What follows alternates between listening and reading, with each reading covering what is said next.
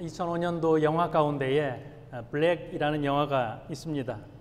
산제이 릴라 반살리라고 하는 감독의 작품으로 시각장애와 청각장애를 동시에 앓는 8살 소녀 미셸 맥날리라고 하는 이 소녀가 사하이 선생님을 만나서 빛을 발견한다는 영화입니다. 우리가 알고 있는 노벨상 수상자인 헬렌 켈러를 모티브로 또 헬렌 켈러 재단에서 후원하여서 실화를 바탕으로 영화가 제작이 됐습니다. 미셸이라고 하는 소녀가 아무것도 배울 수가 없습니다. 듣지 못하고 보지 못하는 그 상황 가운데에서 음식을 어떻게 먹는지도 모르고 짐승처럼 그렇게 집 안에서 생활을 합니다. 미셸의 허리에 방울을 달아놓고 돌아다니게 만듭니다. 어디에 갔는지 나중에 찾기 위하여서 부모가 취한 방법인데 어찌 보면 사람이라고 하기에는 너무나도 안타까운 그러한 생활이 계속됩니다. 아무리 손바닥에 알파벳을 가르쳐 주어도 소용이 없습니다. 많은 선생님들이 이 소녀를 가르치려고 애썼지만 번번이 실패합니다. 그러다가 결정적으로 사하이라고 하는 이 선생님을 만나서 가르침이 시작됩니다. 미셸을 가르치던 선생님이 어느 날 정원에 있는 분수에 이 소녀를 빠뜨립니다. 물, water, 이 한 단어를 가르치기 위하여서 분수에 빠져서 허우적대던 이 소녀가 물의 감촉을 통하여서 선생님의 입에 입술의 모양을 통하여서 결정적으로 워터라고 발음을 하면서 전환점이 됩니다. 한 줄기 빛을 보게 된 것이죠. 모든 사물에는 이름이 있는 거구나. 그 순간 빛처럼 깨닫게 됩니다. 분수에서 나와서 바닥을 더듬는데 풀이 있습니다. 이것을 잔디라고 알려줍니다. 이것을 잔디라고 하는구나. 주변을 더듬으면서 꽃을 발견합니다. flower. 이 사물을 꽃이라고 하는구나. 내가 그동안에 더듬어서 만졌던 모든 것에 이름이 있는 거구나. 알게 됩니다. 보는 것, 듣는 것, 말하는 것, 이 모든 것에서 완전히 닫혀있던 한 소녀가 한 사람의 헌신에 의해서 열리기 시작합니다. 어둠의 세계와 빛의 세계가 열리게 된 것입니다. 무지의 세계와 알의 세계가 열리게 되었어요. 12년 만에 대학 졸업식을 합니다. 대학 졸업식 하면서 마지막에 연설을 하는데 그 연설의 내용이 기가 막힙니다. 하나님의 눈으로 보면 우리 모두가 맹인입니다. 여러분 중 누구도 그분을 보거나 듣지 못했기 때문입니다. 저는 하나님을 만져보았습니다. 그분의 존재를 느꼈습니다. 오래전에 본 영화인데 제가 말씀을 준비하면서 처음부터 끝까지 이 영화를 다시 보면서 블랙에서 라이트가 들어가는 어둠에서 빛으로 열리는 그 말씀의 근거에서 영화를 다시 보면서 다시 감동이 되는 것을 느꼈습니다. 이 영화의 내용이 오늘 예수님을 만나서 빛을 발견한 예수님을 만나서 이 열림의 세계를 경험한 이 내용과 너무 닮아 있다는 것을 알게 됐습니다. 오늘 예수님은 듣지도 못하고 말하지도 못하는 사람, 세상과 완전히 단절된 사람을 만나서 이 사람의 막힌 것을 열어주는 그러한 길을 열게 됩니다. 이때의 예수님의 외침이 에바다였습니다. 열리라는 뜻입니다. 치유가 되었고 막혀있던 것이 열렸습니다. 우리가 육적인 막힘이 열린 내용이지만 좀 더 확장시켜서 우리 영적인 부분까지 함께 생각해 봤으면 좋겠습니다. 닫혀 있다면 이 사람은 육신이 닫혀 있지만 육신만이 아니라 무언가 꽉 막힌 세상, 꽉 막힌 우리의 삶을 또 생각해 볼 수 있습니다. 이 말씀은 7장 마지막 부분인데 말씀을 준비하면서 7장 처음부터 예수님은 어떠한 여정을 거쳐서 여기까지 오시게 되었는가를 보게 됐습니다. 이 7장은 예수님의 긴 여행에 대한 이야기입니다. 여행의 동기가 무엇인가 살펴보니까 주님은 영적으로 완전히 닫혀있는 사람들 때문에 굉장히 힘드셨습니다. 마가복음 7장의 시작은 영적으로 닫혀있는 사람들, 바리새인과 서기관들이 예수님을 찾아와서 예수님을 질책하는 것에서부터 시작됩니다. 왜 예수님과 예수님의 제자들은 장로들의 전통을 지키지 않습니까? 왜 잘못하고 있습니까? 라고 하는 그러한 질문에서부터 거기서부터 시작됩니다.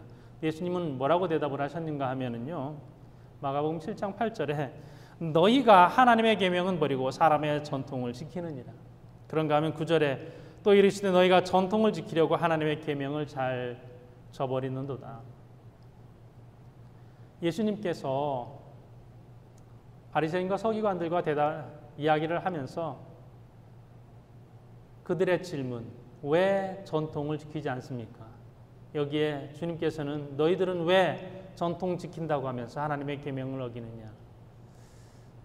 그들의 꽉 막혀 있는 그 어떻게 보면은 전통에 매여 있어서 그 안에 갇혀 있는 모습을 보면서 그들을 변화시키기는 너무나도 어렵겠다. 이러한 절망감을 예수님께서 갖지 않으셨을까 그런 생각을 해보게 됩니다. 바리새인들을 향하여서 이 말씀을 하시고 예수님은 긴 여행을 떠나셨습니다. 이스라엘 땅에서 실망하시고 이스라엘 땅을 떠나서 이방 땅으로 가셨습니다. 오히려 이방 땅에서는 사람들이 예수님을 열린 마음으로 받아들이는 것입니다. 물론 예수님께서 이방 땅에 가셔서 쉬시고 싶었겠지만은 예수님을 아는 사람들이, 소문을 들은 사람들이 예수님을 찾아왔습니다. 그 중에 한 여인이 수르보니게 여인입니다. 내 딸을 고쳐주옵소서. 예수님께서 그 딸을 고쳐주셨습니다. 이후로 시돈을 거쳐서 데가볼리 지방을 통과해서 다시 갈릴리 호수로 오셨습니다. 이 여행을 어떤 학자는 8개월의 긴 기간으로 그렇게 예측하기도 합니다. 그렇게 생각하기도 하고요. 그렇게 긴 기간은 아니었어도 최소한 몇 개월의 이방 땅 여행을 예수님께서 하셨을 것으로 봅니다. 주님은 사람의 전통을 따르는 사람들을 보시고 또 전통 때문에 꽉 막혀 있는 사람들에게 답답하시고 여행하시면서 이방 땅에서 오히려 예수님을 열린 마음으로 받아들이는 그들을 보시면서 또 예수님께서 어떤 능력을 더 많이 행하시지 않았을까 그렇게 생각해 봅니다. 닫힌 이스라엘과 열린 이방 땅의 모습을 우리가 비교해서 볼 수 있는 것입니다. 지금 여기 예수님께서 갈릴리 땅에서 기적을 행하셨는데 이 갈릴리는 이스라엘 쪽 갈릴리가 아니라 호수 건너편에 있는 이방 땅 갈릴리가 되겠습니다.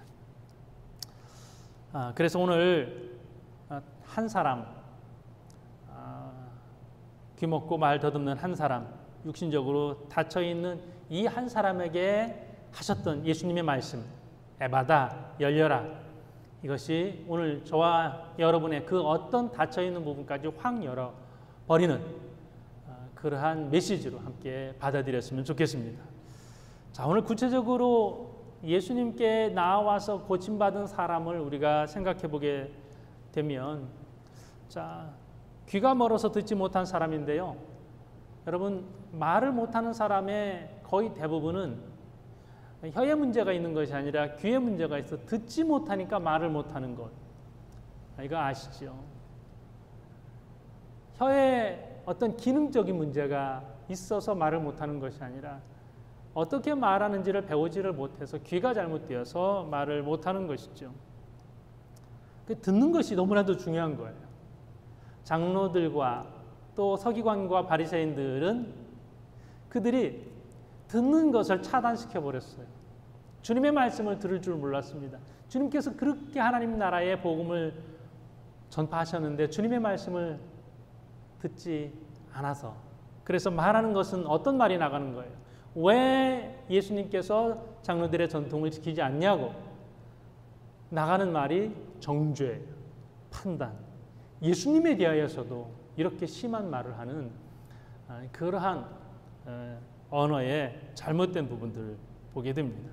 듣는 것이 잘못되어서 듣는 것이 막혀서 말하는 것까지 잘못된 것을 우리 세상에서도 보게 되는 것입니다. 예수님께 데리고 나온 이 환자를 고쳐주셨습니다. 사람들이 고쳐달라고 요청합니다. 고쳐달라고 요청하기보다는 안수해달라고 예수님께 요청했습니다. 예수님께서는 그들의 요구대로 안수하시지 않고 따로 그를 불러서 한적한 곳에서 고쳐주시는데요. 오늘 33절의 말씀이 우리에게 은혜가 됩니다. 말씀이 이렇게 기록되었죠. 예수께서 그 사람을 따로 데리고 무리를 떠나사 손가락을 그의 양 귀에 넣고 침을 뱉어 그의 혀에 손을 대시며. 따로 데리고 무리를 떠나사. 왜 예수님께서 이렇게 하셨을까? 이왕이면 많은 사람들이 보는 데서 고쳐주시면 더 낫지 않았을까? 이렇게 생각할 수 있습니다. 어수선한 분위기를 예수님께서 피하시려고 하셨던 것 같습니다. 많은 사람들이 있으면 왜 안 되는지, 예수님께서는 어쨌든지 환자와 예수님 단 둘의 개인적인 관계 속에서 소통하기를 원하셨던 것 같습니다. 언제나 예수님께서는 고쳐주실 때에 아픈 사람들, 연약한 사람들의 마음을 아주 섬세하게 터치하시고 배려하시는 예수님의 모습을 볼 수 있습니다. 상대방의 연약함을 너무나도 잘 아셨던 것이죠. 이 환자에게는 군중들에게서 분리가 필요하겠다. 군중들, 위협감을 주고 겁을 주고 공포감을 주는 그 군중들에게서 따로 떼어놔서 안심을 시켜주는 것이 필요하겠다. 그렇게 해서 예수님께서 개인적인 접촉을 시도하셨습니다. 그 사람의 처지를 충분히 배려하신 것이죠. 주석책을 많이 내신 분 가운데 윌리엄 바클레이라고 하는 분이 계시거든요. 이분은 이 말씀을 해석을 하면서 이렇게 해석을 하셨어요. 마가복음을 쓴 마가는 환자에 대해서 굉장히 디테일하게 직접적으로 잘 아는 사람이다. 귀머거리가 어떤지, 못 듣는 사람이 어떤지, 말 못하는 사람이 어떤지 가까이에서 잘 지켜본 섬세한 감각을 가지고 있는 사람이었을 것이다. 이렇게 해석합니다. 자, 못 듣는 사람, 말 못하는 사람은 굉장히 신경질적인 반응, 그러한 자세를 취하기 때문에 많은 사람들 앞에서 자칫 도망가거나 아니면 굉장히 위축될 수 있다는 것을 주님께서 아셨기 때문에 이 상황을 충분히 배려해서 환자의 입장에서 주님께서 따로 떼어서 한적한 곳으로 그를 이끌고 가셨을 것이다. 이렇게 보는 것이죠. 그래서 오늘 말씀을 보면 예수님께서 치유하실 때 간단하게 치유하시지 않잖아요. 어떤 행동을 하셨는지 설명한 것을 말씀을 통해서 볼 수 있습니다. 손가락을 그의 귀 속에 넣으셨다가 또 침을 발라 그의 혀에 대시고 그렇게 치유하십니다. 물론 예수님은 능력이 있으셔서 구체적으로 이렇게 행동하지 않으셔도 고치실 수 있는 분이십니다. 그런데 예수님께서는 소통을 하셨습니다. 예수님이 말씀을 하셨다면 이 환자가 들을 수 있었을까요? 나중에 그렇게 고침을 받았어도 내가 왜 어떤 과정을 통하여서 어떤 말씀을 통하여서 고침을 받았는지 알 수 없었을 것입니다. 그러나 예수님의 손가락의 터치가 자기 귀와 혀에 있었을 때에 이 나의 고침은 주님께서 고치신 것이다라는 것을 분명하게 알게 되었을 것입니다. 주님의 메시지는 이렇습니다. 양 귀에 손가락을 넣으셨을 때 주님의 메시지는 내가 이제 너의 막힌 길을 열려 하노라. 주님의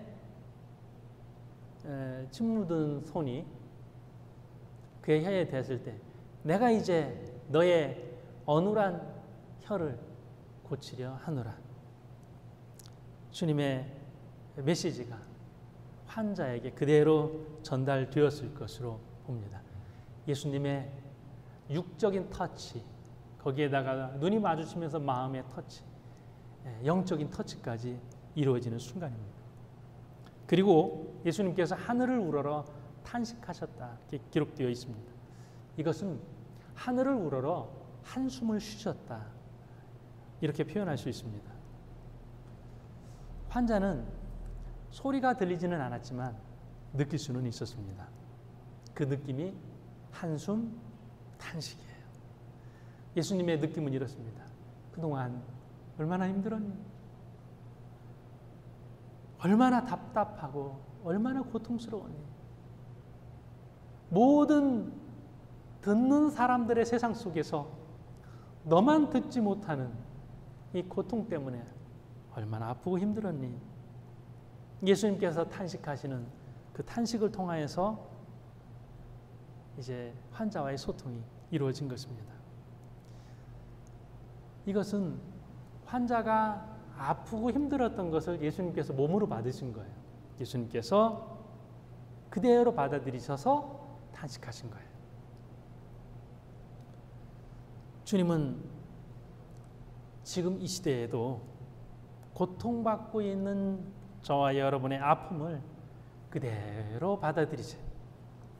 여기 듣지 못하고 말하지 못하는 이 사람을 향하여서 얼마나 힘들었니? 그대로 그것을 받아들이고 탄식하고 한숨 쉬신 것처럼 지금 이 시대에도 우리가 고통의 모습들은 다 다양합니다. 그런데 그 다양한 고통의 모습 가운데에서 그 고통을 그대로 예수님께서 받아들이시면서 똑같이 탄식하고 말씀을 하세요. 얼마나 힘들고 얼마나 외롭니? 늘 몸으로 느끼신 것이죠. 코로나19로 인하여서 지금 우리가 들리지 않는 고통이 있어요. 말할 수 없는 고통이 있어요. 답답함이 있어요. 코비드19는 이렇게 표현할 수 있습니다. 막힘이에요. 막힘. 그렇기 때문에 주님의 언어가 필요합니다. 에바다가 필요한 거예요. 에바다. 이 막혀있는 세상 속에서, 이 답답한 세상 속에서 주님의 메시지가 오늘 우리에게 필요합니다. 에바다. 오늘 여기 이 시대를 살아가면서 우리는 열려야 될 것이 얼마나 많이 있습니까? 요즘 같은 시기를 지나면서 차라리 이 코로나19의 기간이 정해졌으면 좋겠어요. 마치 군생활하는 것처럼 아니면 파견근무 나가는 것처럼 더 심하게 얘기하면 감옥에 있는 기간이 정해진 것처럼 이 기간만 지나면 나는 자유다. 기간이 정해졌으면 좋겠습니다. 물론 처음에는 락다운 기간이 정해졌는데 또 그 힘든 시기를 우리가 1년 반 지나왔는데 앞으로 얼마나 우리가 더 힘들어야 될지 모르는 이 기간이 정해지지 않았다는 것이 우리를 너무나도 힘들게 하는 것 같습니다. 기간이 정해지면 그 기간을 버틸 수 있는 힘이 있거든요. 견디거든요. 근데 그 기간이 정해져 있지 않기 때문에 그 불확실성이 우리를 너무나도 힘들게, 우리를 어렵게 만드는 거예요. 불확실성으로 인하여서 힘들어하는 저와 여러분의 한숨 소리를 주님께서 몸으로 다 느끼세요. 그래, 너의 불안을 내가 안다. 얼마나 힘드니. 그냥 나가서 어디서부터 바이러스를 내가 옮겨올지 모르는, 누구를 만나서 어떻게 감염될지 모르는 그 모르는 불안함. 언제 이 기간이 끝날지 그 모르는 불안함. 또 앞으로 내 미래는 어떻게 될지 그 모르는 불안함. 주님께서 말씀을 하세요. 모르는 너의 불안함을 내가 온몸으로 다 아노라. 주님께서 이렇게 말씀을 하십니다. 역사적으로 감염병으로 인하여서 가장 힘들었던 때가 흑사병, 패스트로 인하여서 힘들었던 그때, 유럽의 3분의 1의 사람들이 죽었던 그때, 우리는 원인이라도 알죠. 원인도 모르는 그 고통의 시기에 신앙인들은 주님 붙잡고 신앙으로 이겨 나아갔습니다. 지금도 마찬가지예요. 오늘 우리가 이 시대를 이겨 나아갈 수 있는 힘은 우리와 함께 하시는 주님의 탄식, 그 한숨, 그것으로 인해서 오늘 이 시대를 우리가 넉넉히 이기며 나아갈 줄로 믿습니다. 히브리서 4장 15절 말씀에 예수님은 이렇게 기록합니다. 우리에게 있는 대제사장은 우리의 연약함을 동정하지 못하실 리가 아니요 모든 일에 우리와 똑같이 시험을 받으신 이로되 죄는 없으시니라. 우리에게 있는 대제사장 누구예요? 예수님이에요. 예수님은 어떤 분이라고요? 우리의 연약함을 동정하지 못하실 리가 아니시다. 우리의 연약함을 동정하시는 분, 다 그대로 몸으로 느끼시는 분, 그분이 우리의 주님이시다. 그래서 우리의 좌절, 우리의 분노, 우리의 속상함, 우리의 고통, 우리의 눈물을 주님께서 다 아세요. 우리의 답답함과 우리의 억울함과 그 어떤 것으로 표현할 수 없는 나만 알고 있는 고통까지도 주님께서 다 아셔서 그 주님이 우리를 향하여서 이 시대에 에바다를 선언하심을 분명히 믿습니다. 에바다, 모든 막혀있는 것들 열릴지어다. 주님께서 에바다 하셨습니다. 이 에바다라고 하는 것은 아람어예요. 당시 예수님께서 사용하셨던 언어가 아람어예요. 썼던 글은 헬라어예요. 우리의 신약 성경은 헬라어로 쓰여졌지만 당시에 아람어로 주님께서 말씀을 하시고 사람들이 표현을 했습니다. 자, 이 아람어로 그대로 성경에서 기록이 되었습니다. 이 표현을 이렇게 표현할 수 있습니다. 열려라, 아람어의 열려라, 이 표현은 너를 결박하고 있는 사단의 압제를 부숴버리고 깨뜨리고 나와라, 이런 명령과 비슷합니다. 왜 그러면 열려라 이렇게 쓰지 굳이 아람어를 그대로 옮겨왔을까? 근데 마가복음에 보면 이 말을 여기에만 쓰는 것이 아니에요. 아람어를 그대로 쓰는 곳이 또 있어요. 달리다 굼, 소녀여 일어나라. 왜 이렇게 하지 않고 달리다 굼, 그렇게 주님께서 말씀하신 것을 마가가 그대로 기록을 했을까? 이런 궁금증이 우리에게 있습니다. 여기에 있어서 이여령 박사가 이 부분을 이렇게 해석을 했습니다. 달리다 굼, 에바다, 이런 아람어는 예수님의 말씀인데 하나님과 가장 가까운 말씀이다. 그 원형이라는 거예요. 천상의 언어, 하나님의 말씀은 한마디면 된다는 거예요. 달리다 쿰, 빛이 있으라, 에바다. 근데 이 표현이 해석이 돼서 번역이 돼서 우리한테 와서는 그것이 전달될 수 없는 언어의 한계가 있다는 것이죠. 당시 현장에 있었던 사람들이 주님이 해봐다 하셨어. 달리다 굼 하셨어. 그런데 그 주님의 언어, 주님의 육성, 그것이 번역이 되면 안 된다는 거예요. 그 느낌 그대로, 현장감 그대로 실려 있어야 이것이 우리에게 온전히 전해진다라고 하는 것입니다. 번역될 수 없는 표현이 바로 이런 것이죠. 이것이 진짜 하늘의 말이다라고 하는 그런 해석을 하셨습니다.